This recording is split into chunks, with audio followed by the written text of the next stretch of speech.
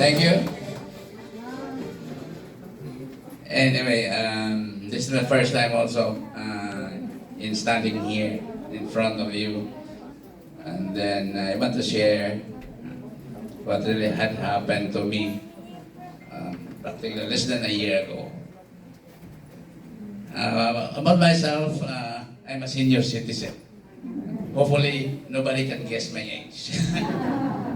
Okay, I'm a senior citizen. I used to be an employee. Specifically, I work with a pharmaceutical company, an American, US-based pharmaceutical company, Eli Lilly, Philippines. And then, I opted to retire early because of being a detailman. You're being assigned from one place to the other. I was assigned in Manila first, then I was assigned to Davao. Then I got married with my wife, si Faith, in Cebu. We are both from Cebu. And then I was assigned in Davao. So, you know, at that time, 1980, Davao is really a very mahilan ngayong lugar because of the NPA and the rebels. So, si Faith, my wife, is really scared to be there. So, bahala na lang magbuhat mi. Tiya siya po yung sa Cebu, at po yung sa Davao. But eventually, it catch us up that we decided I decided to go home. So I asked our boss, company that I will be assigned in Cebu, na di man siya musugot. Kay, he's planning to put me to be the supervisor of Mindanao. And then I said, I value my family first than my job. And then, di maging siya musugot, I said, okay, if you will not, I'll go home to Cebu on my own. So, tingali, sayangan pa siya ako. That's a Saturday. So, on Monday, he called me and pack your things and you go to Cebu. So, ipapawalay ko sa Cebu. And then, have my family here. Now, because I have no more job, I went into business. First, I had this, I created a corporation, Fine Steel Corporation. It is an wrought iron business, subcontracting and exporter. I am not the one exporting. Then comes the recession in almost before the 2000. Ang dollar, parehan nito resource, ang pesos, di barato, the dollar against also patay ang exporter. So, we end up in trouble and have a trouble with the exporter. Kinahaime. And then I won, but normally I eventually stopped my business. Then, since I am a real estate broker by profession also, nag-open up ko real estate business. I have an office, have a salesman, and then it's a good and a lucrative business that I was able to send my 4 children to college, to school, exclusive schools. I have 3 boys studying at the Sacred Heart School for boys, which is now Ateneo. And my only girl is in St. Teresa's STC. Now,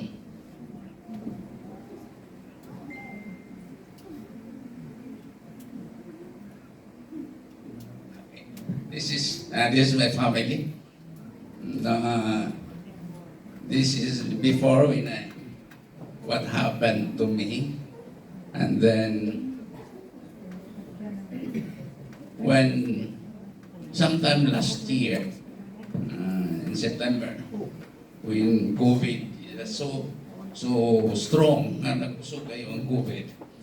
When the hospitals are overwhelmed by patients, the stroke ko. I got a stroke. One morning I woke up with severe pain on my head. Sakit kaya akong ulo. With a pain nga. Lisod na-describe. If the doctor will ask for the intensity of pain 1 to 10, it might be about 15 for me. Kanang lisod yun, sakit yung kayo. Then I kept vomiting, and then I was weekend naluya akong maayo. So, my 4 children and my wife, we decided nga dili ko ipa-admit. Mas nahadlok ni sa COVID kaysa sa stroke. Okay, so nahadlok ni. So, what it did is my children called up our doctor, our family doctor, a neurosurgeon, a neurologist, an internist, and another internist consulting my case. And all they referred me and they all want me to be admitted to the hospital. So it was about 2 or 3 days after that. And then my son, who is a registered nurse, came and said, what will we do? Because I am already, kung I'm already dying. Di na ko kalihok, di na ko katakilid, di ka na, even to breathe, ba na pagkinawa, lisod-lisod na, no? So, due to the suggestion of our doctors, through Zoom, through virtual, and the doctors suggested that ipa-dextrose na lang ko just to hold on of my condition. So I was dextrose by my son. The doctor insisted for the MRI and the EEG examination of my brain or my head. So we went to Chongwa, and only to find out that Chongwa is full of this line-up of ambulances and different patients. So we went there, and maybe my son is even here. We waited for about 3 or 4 hours, and then a little, my sanity, yung wala ba akong alive o sakay wala. So, pagka-notice na ko, I was inside the car, ko ang naman talaga sa line up sa ER. Niya kay di man takasud, although they didn't want to be, maski di didn't be admit because they insisted on the MRI because they want to check on the clot on my head. And then di man yun mikasud. I told my son, ay ko nga, same daira man mamatero magyapon ko, okay? If you had ma-admit ko sa Chongwa, ma-admit ko sa hospital, for sure I'll be treated as COVID. And then, when once you have COVID, walay payo kay mga anak, mga parente, mag-ato, then most likely i-cremate pagka kung mamatay ka. So I said, I'd rather die at home. So my son drove me home. Itong isa pala. So we converted our room into a hospital bed, and every possible things that they need, even oxygen. They bought oxygen, everything. So whatever suggests to say, just to hold on my life. Because according to my doctors, I am in the verge of losing my mind, kanang coma. I'll go into coma at any time. So, just my son just hold on, staying at my side for 24 hours, for about more than a week. And then one day, my eldest son was given by siyan mo sa kahinte niya kay akong brokerage na ko karon is taken over by my other son. So siya nasa ahinte nga ingon nga, sir, ipainom na ko ni sa imong papa. masing-masing pa siya. Because at that time, we were already desperate. Kaya bang, wala pag-asa ba? Maybe anything na ihatag, ngayon makaayo, we will take. So, my son said, sige, painom. Kaya I can still take fluid because I am on dextrose. The following day,